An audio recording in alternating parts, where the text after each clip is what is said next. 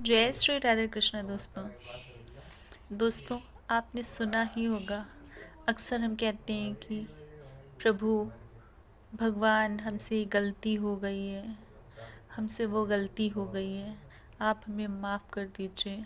Please भगवान, आप हमें माफ़ कर दीजिए। हम अक्सर ऐसा कहते हैं, लेकिन क्या आप जानते हैं कि भगवान माफ़ उसी को करते हैं जिसका भाव शुद्ध हो, भाव निश्चल होना चाहिए। भगवान को ये लगना चाहिए कि आप उनसे माफ़ी मांग रहे हैं। अब भगवान माफ़ करते हैं या नहीं, ये तो आपके कर्म पे निर्भर करता है, लेकिन कम से कम भाव तो शुद्ध होना चाहिए। हम माफ़ी भी मांग रहे हैं और भगवान को ऐसा लग भी नहीं रहा है, वो समझ भी नहीं पा रहे हैं कि हम उनसे माफ़ी मांग रहे हैं। और भगवान, हमसे गलती हो गई, हमें माफ़ कर दीजिए, बस हो गया। इससे भगवान हमें माफ़ कर देंगे? क्या समझते हैं आप? इसी संदर्भ में हम आपको एक प्रसंग सुनाना चाह रहे हैं, तो सुनिए और आप खुद निर्णय करिए कि भगवान हमें माफ़ करते भी हैं या नहीं।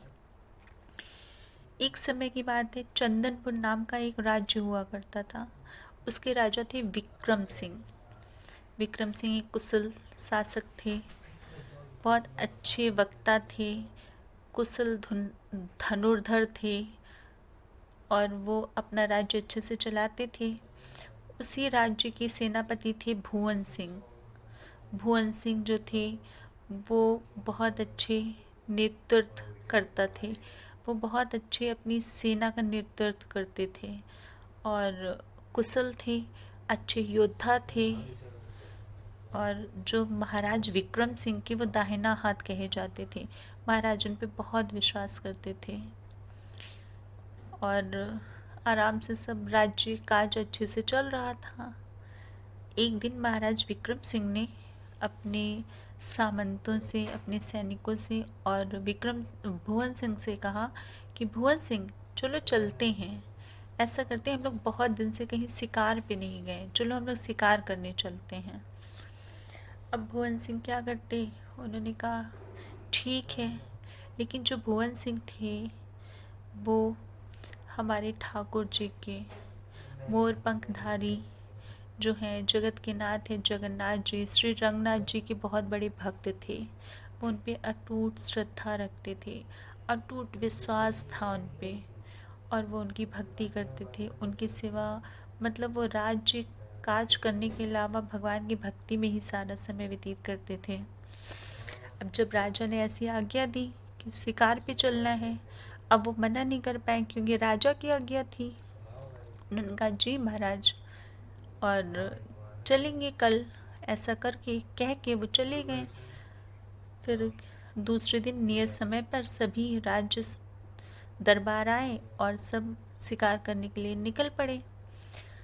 और जो सामंत थे, जो राजा थे और भुवन सिंह सब पहुँचे जंगल में, और जंगल में पहुँच के पक्षियों को, चिड़ियों को, खरगोश को ढूंढने लगे और एक एक करके कोई, किसी सामंत ने खरगोश को मारा, किसी ने पक्षी को मारा, किसी ने चिड़ियों को मारा, ऐसे सब शिकार कर रहे थे।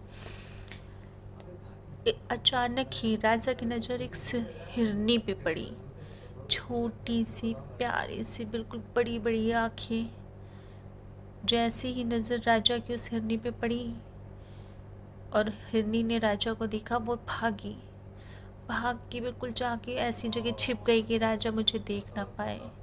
राजा उसे ढूंढ रहा है, लेकिन राजा को वो मिल नहीं रही है। राजा पूरे जंगल में उसको ढूंढ आया, लेकिन वो हिरनी कहीं नहीं मिली।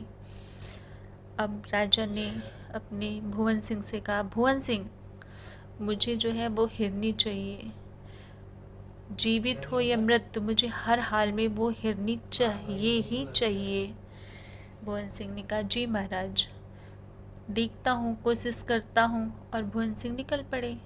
अब भुवन सिंह उस हिरनी को ढूंढते जा रहे हैं, ढूंढते जा रहे हैं, ढूंढते जा रहे हैं, उन्हें वो हिरनी कहीं नहीं मिल रही। वो ढूंढते ढूंढते ढूंढते ढूंढते गहरे जंगल में पहुँचे। उन्होंने देखा कि एक पेड़ के नीचे, बिल्कुल पेड़ की बिल्कुल पत्तियों के बीच एक हिरनी छुपी हुई है, जैसे ही उन्होंने उसको देखा, अपनी मयान से तलवार निकाल के खींच के वहीं से मारा उसको। और जैसे ही तलवार उसकी गर्दन पे लगी, उसकी गर्दन जो है एक तरफ को लुढ़क गई। अब क्या, जो भुवन सिंह थे थोड़ी देर में उस हिरनी के पास पहुँचे, देखा उसकी तरफ कि उसकी गर्दन लटक रही है। भुवन सिंह की नज़र तब तक उस हिरनी की आँखों में पड़ गई। वो आँखें मानो भुवन सिंह से कह रही थी कि मुझे मत मारो, मुझे छोड़ दो, प्लीज़ मुझे छोड़ दो, मुझे मत मारो, मैं गर्भवती हूँ, मेरे पेट में बच्चा है। ऐसी वो करुणामय दृष्टि से वो जैसे भुवन सिंह को निहार रही थी। भुवन सिंह की नज़र जैसे ही हिरनी की आँखों में पड़ी और उनके मन में इस तरह के भाव है, बहुत दुखी, बिल्कुल द्रवित हो गए। वो समझ नहीं पा रहे थे कि इतना बड़ा अपराध हो गया है, क्या करें। अब तो इसको कुछ नहीं कर सकते थे, अब तो इसको सही भी नहीं कर सकते थे।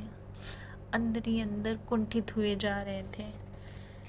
इतनी बड़ी गलती, इतना बड़ा अपराध जिसका कोई हल ही नहीं है, कैसे कर दिया, कैसे हमने इसको मतलब मार दिया, समझ नहीं पा रहे।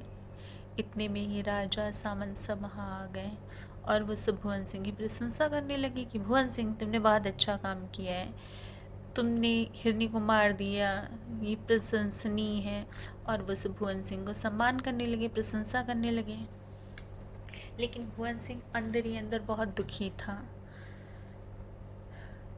उस वाक्य के बाद सब अपने अपने महल लौट आए और राजा ने कहा, भुवन सिंह तुमने बहुत अच्छा कार्य किया है, इसके लिए मैं तुमको जो है पुरस्कृत करना चाहता हूँ और कल सुबह दरबार में आके तुम जो है इसके लिए पुरस्कार लेना।